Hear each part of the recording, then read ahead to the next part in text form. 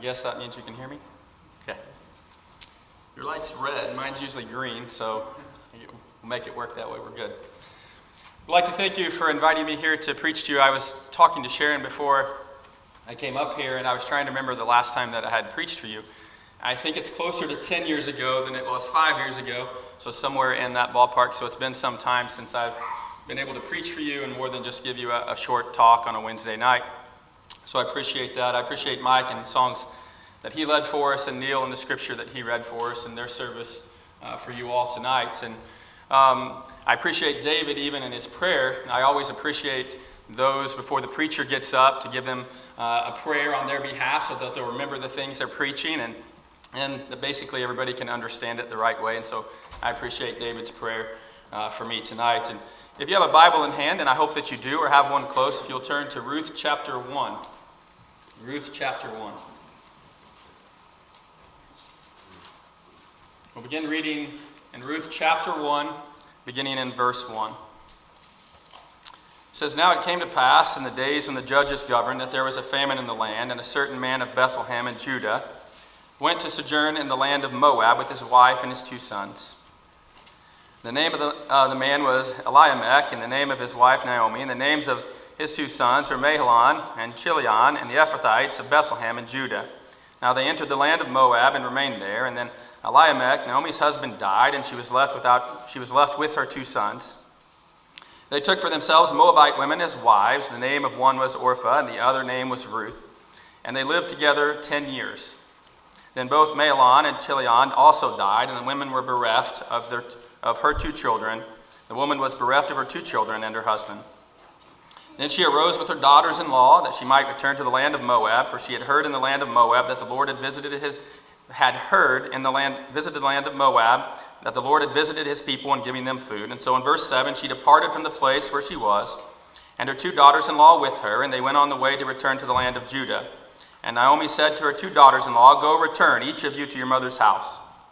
May the Lord deal kindly with you as you have dealt with the dead and with me, and may the Lord grant to you to find rest, each in the house of her husband. And then she kissed them and lifted up their voices. They lifted up their voices and wept, and they said to her, No, but we'll surely return to you and your people. And Naomi said, Return, my daughters. Why should you go with me? Have I yet sons in my womb, that they may be your husbands? Return, my daughters, go, for I am too old to have a husband. If I said I have hope, if I should even have a husband tonight and also bear sons, would you therefore wait until they were grown? Would you therefore refrain from marrying? No, my daughters, for it is harder for me than for you, for the hand of the Lord has gone forth against me. And they lifted up their voices and wept again, and Orpah kissed her mother-in-law, but Ruth clung to her. And then she said, Behold, your sister-in-law has gone back to her people and her gods. Return after your sister-in-law. But Ruth said, Do not urge me to leave you or to turn back from following you, for where you go, I will go, and where you lodge, I will lodge, and your people shall be my people, and your God, my God. Where you die, I will die, and there I will be buried. Thus may the Lord do to me, and worse, if anything but death parts you and me. And when she saw that she was determined to go with her, she said no more to her. So they both went until they came to Bethlehem, and when they had come to Bethlehem, all the city was stirred because of them. And the woman said, Is this Naomi? And she said to them, Do not call me Naomi, call me Mara, for the Almighty has dealt very bitterly with me. I went out full, but the Lord has brought me back empty. And why do you call me Naomi, since the Lord has witnessed against me, and the Almighty has afflicted me? So Naomi returned, and with her Ruth the Moabitess, her daughter-in-law, who returned from the land of Moab, and they came to Bethlehem at the beginning of the barley harvest. Now, in the book of Ruth, there's a lot of things we could study. There's a lot of things that we could look at. Most of the time when you study the book of Ruth, you hear lessons on Ruth, or you might hear one every once in a while on Boaz. But the person I would like to talk to you about tonight is Naomi. And I would like to spend some time tonight looking at her. Now, Naomi's name, it says, meant pleasant.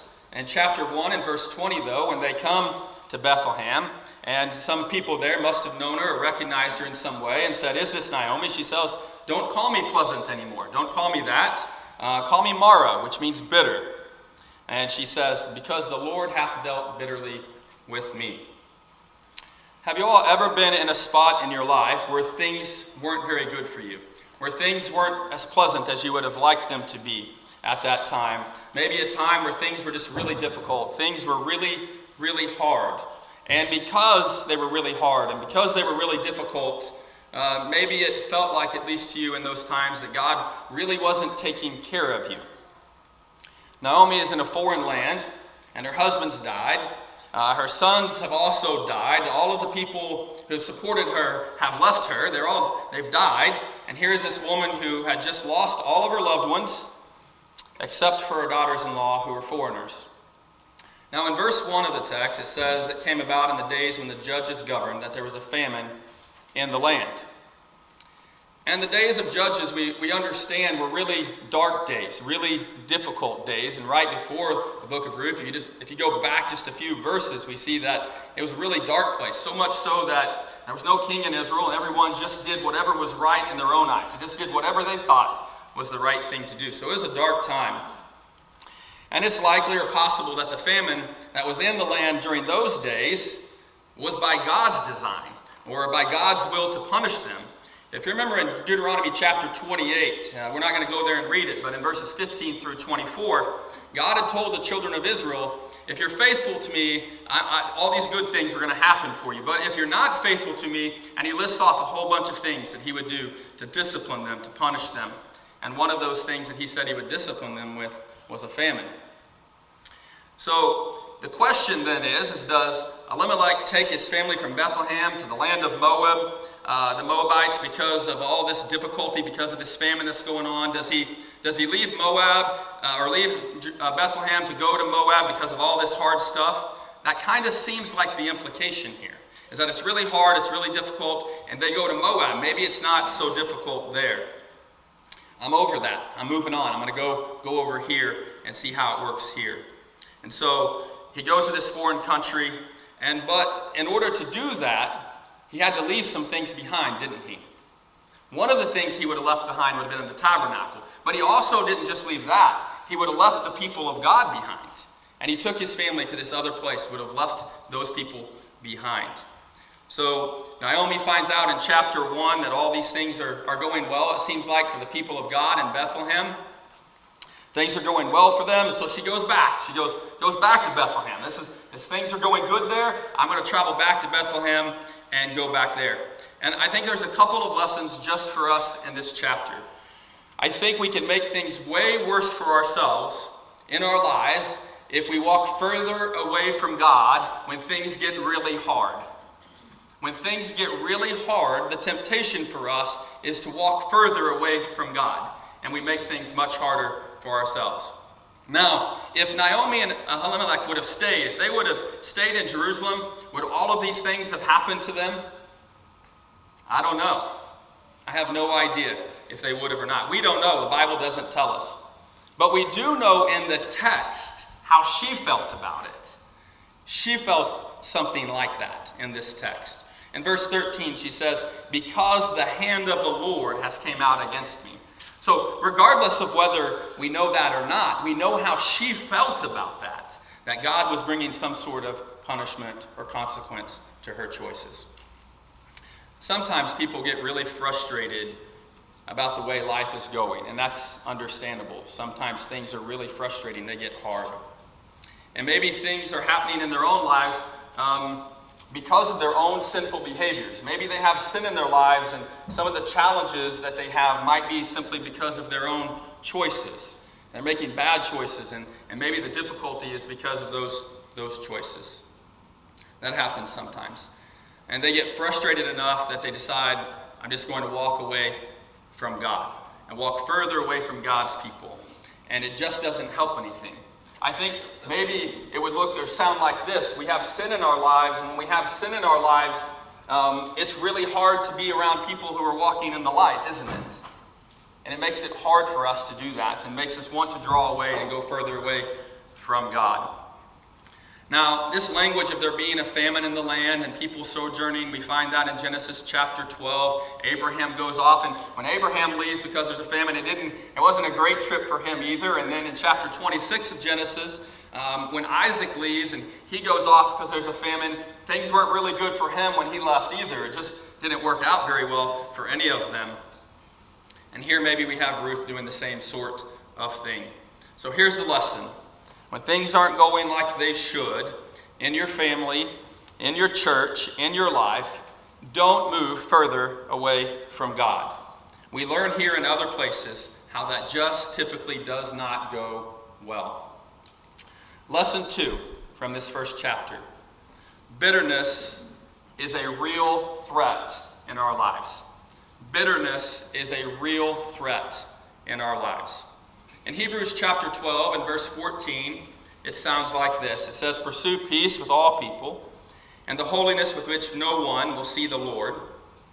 See to it that no one comes short of the grace of God, and that no root of bitterness springing up causes trouble, and by it many become defiled, and that there is no sexual immoral or godless person like Esau, who sold his own birthright for a single meal. For you know that even afterward, when he wanted to inherit a blessing, he was rejected, for he found no place for repentance, though he sought it with tears." There's a warning there for us not to let bitterness come into our lives. We have to work to fight against bitterness being a part of our lives. And right before these verses in chapter 12, he's talking about discipline, right? And so no one likes the discipline of God. It's hard, it's difficult. But God disciplines those that he loves. It seems that Naomi felt this way. Notice verse 20. "Do not call me Naomi, call me Mara, for the Almighty has dealt very bitterly with me. I went away full, but the Lord has brought me back empty. Why do you call me Naomi, since the Lord has testified against me and the Almighty has afflicted me?" Now, let's look at a positive from this chapter. There are positives here, so let's look at a positive in this chapter. It seems like Naomi was bitter, and I can't really tell from the text how bitter she was, and I can't really tell from the text how long she was bitter, but she was bitter. It is a part of her story, the fact that she was bitter. So regardless of how bitter she was or how long she was bitter, this bitterness was a part of her story. At least she thought God was bitter toward her. Look at chapter 1 and verse 15. It says, "Then she said, Behold, your sister-in-law has gone back to her people and her gods. Return after your sister-in-law. But Ruth said, Do not plead with me to leave you or go back from following you. For where you go, I will go, and where you sleep, I will sleep. Your people shall be my people, and your God, my God. Where you die, I will die, and there I will be buried. May the Lord do to me, and worse, if anything but death separates me from you." And so she makes this statement. And what's really neat about this statement is that no matter how bitter she was, or as bitter as she might have been, there was still enough light in her to draw someone to the Lord. And that's awesome. So no matter how bitter she was, no matter how difficult it was, no matter how difficult the process was, that her husband had died, or her two sons have died, she's traveling back to Bethlehem. No matter how difficult it was, there was still enough light in her that Ruth saw that light and wanted to follow her. And that her God would be Ruth's God as well. Ruth was willing to come back with Naomi, I think, because of something that was still left in Naomi that was good and righteous. I want you to also to read chapter 2 with me. Ruth chapter 2. And we won't read the entire books. We'll read chapters 1 and chapter 2, and then I'll have some thoughts also from 3 and 4, but we won't read the whole text. It says, "Now Naomi had a kinsman to her husband, a man of great wealth, of the family of Elimelech, whose name was Boaz. And Ruth the Moabitess said to Naomi, Please let me go to the field and glean among the ears of the grain, after one in whose sight I may find favor. And she said to her, Go, my daughter. So she departed and went and gleaned in the field after the reapers. And she happened to come to the portion of the field belonging to Boaz, who was of the family of Elimelech. And now, behold, Boaz came from Bethlehem and said to the reapers, May the Lord be with you. And they said to him, May the Lord bless you. And Boaz said to his servant who was in charge of the reapers, Whose young woman is this? The servant in charge of the reapers replied, She is the young Moabite woman who returned with Naomi from the land of Moab. And she said, Please let me glean and gather after the reapers among the sheaves. And thus she came and has remained from the morning until now. She has been sitting in the house for a little while. Then Boaz said to Ruth, Listen carefully, my daughter. Do not go to glean in another field. Furthermore, do not go from this one, but stay here with my maids. Let your eyes be on the field which they reap, and go after them. Indeed, I have commanded the servants not to touch you. When you are thirsty, go to the water jars and drink from what the servants draw. And then she fell on her face, bowing to the ground, and said to him, "Why have I found favor in your sight, that you should take notice of me, since I am a foreigner?" And Boaz replied to her, "All that you have done for your mother-in-law after the death of your husband has been fully reported to me, and how you left your father and your mother and the land of your birth and came to a people that you did not previously know. May the Lord reward your work, and your wages be full from the Lord, the God of Israel, under whose wings you have come to seek refuge." And then she said, "I have found favor in your sight, my Lord, for you have comforted me, and indeed have spoken kindly to your maidservant, though I am not like one of your maidservants." At mealtime, Boaz said to her, "Come here, that you may eat of the bread and dip your piece of bread in the vinegar." And so she sat beside the reapers and he served her roasted grain, and she ate and was satisfied and had some left. When she rose to glean, Boaz commanded his servants, saying, "Let her glean even among the sheaves, and do not insult her. Also you shall purposely pull out for her some grain from the bundles, and leave it that she may glean, and do not rebuke her." So she had gleaned in the field until evening. Then she beat out what she had gleaned, and it was about an ephah of barley. And she took it and went up into the city, and her mother-in-law saw what she had gleaned, and she also took it out and gave Naomi what she had left after she was satisfied. Her mother-in-law then said to her, "Where did you glean today, and where did you work? May he who took notice of you be blessed." And so she told her mother-in-law with whom she had worked, and said, "The name of the man with whom I worked today is Boaz." And Naomi said to her daughter-in-law, "May he be blessed of the Lord, who has not withdrawn his kindness to the living and to the dead." And again Naomi said to her, "The man is our relative. He is one of our closest relatives." Then Ruth the Moabitess said, "Furthermore, he said to me, 'You should stay close to my servants until they have finished all of my harvest.'" And Naomi said to Ruth her daughter-in-law, "It is good, my daughter, that you go out with his maids, and so that others do not fall upon you in another field." And so she stayed close by the maids of Boaz in order to glean until the end of the harvest, the barley harvest and the wheat harvest, and she lived with her mother-in-law. So we can kind of try to put ourselves in Naomi's shoes and imagine what it would have been like losing your husband and your children. And she even tells Ruth to go away. "I can't provide children for you. Go away. It's going to be better for you if you leave." And what we get from that is Naomi is trying to take care of Ruth. You notice in verse 2 that she calls her daughter. "Go, my daughter." Now, she doesn't say daughter-in-law. She could have said that, but she says, "Go, my daughter." And when we think about the relationship, who helped more, I'm not sure. We know that Naomi helped Ruth and Ruth helped Naomi, and there's this relationship there that works really well together. There is a kindness in this relationship that I think is special. I think that this thing happened here to where Naomi takes in Ruth. She was a part of her family, but in this it seems like she makes her even more of a part of her family.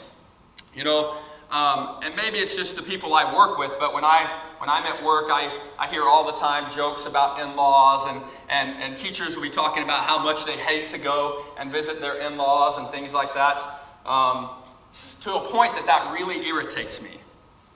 And part of the reason it irritates me is because of how great in-laws I have and how much they've made me a part of their family. And that's special. It's special when you bring people into your family, even when they're not your family. And that's what we see here in Naomi. She brought her in, made her a part of her family. And you know, I'm not sure if Steve and Nina would call me their son, and I don't even think it matters, because they made me feel like I was one of their sons. And I think that's a special thing. Naomi seems to have that right type of spirit about her. With all her difficulties, all the bitterness that she seems to have had and had to try to work through, she's not given up on doing good for other people. Notice another lesson in verse 11. Boaz replied to her, "All that you have done for your mother-in-law after the death of your husband has been fully reported to me, how you left your father and your mother in the land of your birth and came to the people that you did not previously know." A question for all of you is, how did Boaz hear a report about that? How had Boaz found out that Naomi had done all of those things for her mother-in-law? Who had been talking about that? Who had been telling people about that? It seems to me the most likely culprit would have been Naomi. That she's telling people about Ruth, and she's telling good things about Ruth, so much so that Boaz hears her name and knows that this report has been going around about this person who had been taking care of Naomi. What an awesome thing that we see here. Naomi was talking about the good. She was reporting on it. She was telling other people about it. For a person like Naomi, I think this is really neat here. Because here's someone who walks into Bethlehem and she says, don't call me Naomi anymore, call me Mara, because the Lord's dealt bitterly with me. But somehow or another she overcomes all of that, and not just that, she could have been, there's a saying, hurt people like to hurt other people, but she doesn't do that. In fact, she does the opposite of that. She starts saying good things, telling this great message about her daughter that was doing all of these great things. And this report spread throughout enough people that Boaz hears about it in the fields with his workers. Promoting and praising others is good for the people we speak well of. It's good for the group. It's good for the body of Christ. Have you ever thought about the impact of speaking well of your brethren is? In Proverbs chapter 27 and verse 2, it says, let another praise you and not your own lips. So not only does talking good about our brethren help our brethren, I think it also helps brethren not have to talk good about themselves, right? So it takes that temptation out of the way. If my brethren are talking good about me, I don't have to toot my own horn. I don't have to go sound my own trumpet around other people. There's plenty of other people doing that. Not that we do it for that reason, but that people are willing to talk good about us. And I'm not talking about fake stuff, and I'm not talking about flattery. But we often, in our conversations, someone's done something good for us, and can we give a good report to others and help them? And I know maybe you struggle with the same thing that I struggle with sometimes, and that is that I think for most of us, at times, we really feel inadequate. We feel like we're not good enough, or we don't do things well enough. And for someone to give us a word of encouragement, for someone to say something good about us, and then later us hear about that someone's talking good about me, that's really powerful for the person that hears it. It's powerful for the person who says it. It's powerful for a group of believers who are trying to work together in the Lord. But how often do we do that for each other? How often do we give good reports about each other? I think we should, as much as we can, give good reports about each other. Now in Philippians chapter 2, beginning in verse 25, I want to read this short text for you. It says, but I thought it was necessary to send to you Epaphroditus, my brother and fellow worker and fellow soldier. So Paul's sending this, and he says, who is your messenger and your minister to my need, because he was longing for you all and was distressed because you had heard that he was sick. For indeed he was sick to the point of death, but God had mercy on him, and not only him, but also on me, so that I would not have sorrow upon sorrow. Verse 28, therefore I have sent him all the more eagerly, so that when you see him again, you may rejoice, and I may be less concerned about you. Receive him in the Lord with all joy, and hold people like him in high regard, because he came close to death for the work of Christ, risking his life to compensate for your absence and your service to me. He tells the Philippians to hold Epaphroditus in high regard. Hold him in high regard. High esteem. It's good for him. It's good for the person saying it. It keeps someone from not having to talk good about themselves. And in our group, in the body of Christ, it is a good thing. It creates a good spirit. And in the dark days of the judges, there's a lot of bad stuff I'm sure people could have talked about. There was a lot of bad stuff going on, right?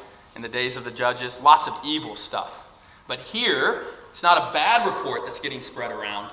It's a good one. And you know who I think started it? Naomi did. I think the most logical choice is that she started that good report. And aren't we in dark days today? Aren't we living in a dark world today? How many good reports can we share about each other?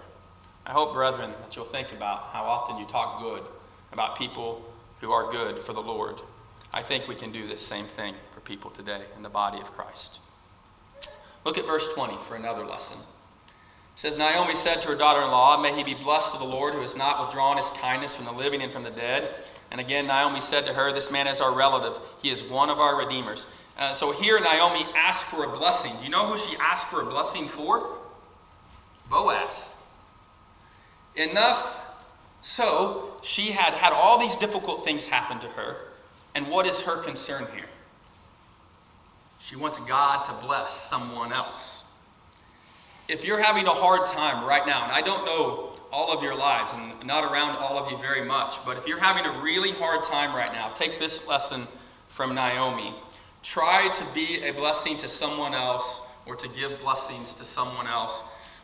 And it isn't usually like that. We usually don't behave like that. Maybe it sounds like this. I've had it really hard and I want people to suffer just like I have. That's oftentimes how we feel. That's usually the spirit we're tempted to have. I've suffered, so I want other people to suffer too. Instead of doing that, Naomi asked for a blessing for Boaz. She wants God to do good things for him, even despite the fact that she's had a really difficult time. What a great quality to have, to bless people even when we're going through tough stuff. Now in chapter 3, I'm not going to read chapter 3 and chapter 4, but if you skim down through the first few verses, I think the first few verses of chapter 3 are kind of funny, humorous at least to me. We have basically this older woman telling this younger woman how to win a man. That's what we kind of have in the first few verses. She says, wash yourself, here's what you're going to do, say this, go lay at his feet, do all of this stuff, and he'll know what to do. So that's kind of funny, but Naomi is giving years of wisdom to Ruth, and we should want to help others. Sometimes hurt people. This gives us some perspective that when people are mean to us, we can step back, and at least if people are mean to us, we can think, well, maybe this just isn't about me. Sometimes when people say mean things to me or hurtful things to me, and in the coaching profession, it's not very far away from you, really. Okay, but people say mean things, they say hurtful things. And oftentimes we want to react in a certain way. Heather does a really good job of this with me. So I'll talk to her about it and she'll say, well, I don't know if that really means that. And it's you're not the problem here, there's something else there. And she kind of keeps me in check about that. But sometimes it's not about me, but sometimes hurt people just hurt people. So in Matthew chapter 24, in verse 10, we read this verse. It says, and at that time many will fall away, and they will betray one another and hate one another, and many false prophets will rise up and mislead people. And because lawlessness is increased, most people's love will become cold. When the world is dark, it's hard for people to want to see other people succeed. It's hard for people to want to see other people do well and have success. If someone hurts you, remember this. Sometimes hurt people hurt us because they're hurting. But what we can do instead of hurting them back and returning evil for evil is that we can try to figure out a way to bless them, just like Naomi did. We can try to figure out some way to bless them. We can pray to God on their behalf for God to bless them, to help them. For another lesson, look at chapter 3 and verse 18. And then she said, wait, my daughter, until you know how the matter turns out, for the man will not rest until he has settled it today. And so there's this backstory here that Boaz goes and there's a closer relative and he has to go work all of this stuff out. And the idea, Naomi knows this is the type of guy that's going to go take care of this. For as many years as Naomi must have been away, what's really interesting about this is it seems like she knew what kind of man Boaz was. So she had been away for a long time, and now she comes back and she knows who this is, and she knows he's a good man. She has confidence that he will do the right thing. We need to learn to talk like that to each other. Paul said this in Philippians chapter 1 and verse 6. For I am confident of this very thing, that he who began a good work among you will complete it by the day of Christ Jesus. For it is only right for me to feel this way about you, because I have you in my heart. What a great statement by Paul. There should not be a spirit of wanting to see others hurt. There should not be a spirit of wanting to see others fall or fail. Let's have this same spirit that Naomi had and talk good about each other and build each other up and have confidence in our brethren that we'll do the right thing. Look down in verse 14. It says, then the woman said to Naomi, blessed is the Lord who has not left you without a redeemer today, and may his name become famous in Israel. And it said, then the women. And so it seems like there's a group here that's talking to Naomi. And you notice what they're doing here in this text? They're building each other up. These women are building each other up. And it seems like when I read this that these women are cheering for each other. And Naomi had women like this in her corner, women who were trying to help her. She might have been a little bitter. She has that to overcome. She comes back to this place. God blesses her. And she had then, at the end of this, it says that she has this little boy placed in her lap. That's the end of the story here, is that she has this little boy placed in her lap. It's pretty neat. Notice chapter 4 and verse 13. So Boaz took Ruth, and she became his wife, and he went into her, and the Lord enabled her to conceive, and she gave birth to a son. And then the woman said to Naomi, "Blessed is the Lord who has not left you without a redeemer today, and may his name become famous in Israel. May he also be to you a restorer of life and a sustainer to your old age. For your daughter-in-law, who loves you and is better to you than 7 sons, has given birth to him." And notice verse 16. It says, "Then Naomi took the child and laid him in her lap and became his nurse. And the neighbor women gave him a name, saying, 'A son has been born to Naomi.' So they named him Obed. He is the father of Jesse, the father of David." So she has this little boy placed in her lap. His name is Obed. And do you know what Obed means? Your Bible might tell you in the margin or in the heading. It means one who serves. One who serves. Now in chapter 4 and verse 15, it says, "May he also be to you a restorer of life and a sustainer of your old age." I think I know one person who Obed is going to serve. Did you see it? Did you catch it? That through all of this story and all of this working of God, this little boy's placed in her lap, and she's told that he's going to be a restorer and that he's going to sustain her in her old age. There's one person who Obed is going to serve, and that is Naomi. What an awesome picture of God at work. What an awesome picture of God at work. In the story of Jacob and Joseph, Jacob's story, of course, is famous for us. But do you know how old Jacob was when he was taken into slavery? When they sold him into slavery? He was 17 years old. But do you know what's also really neat about the story of Jacob? Do you know how many years that he took care of his father at the end of his life?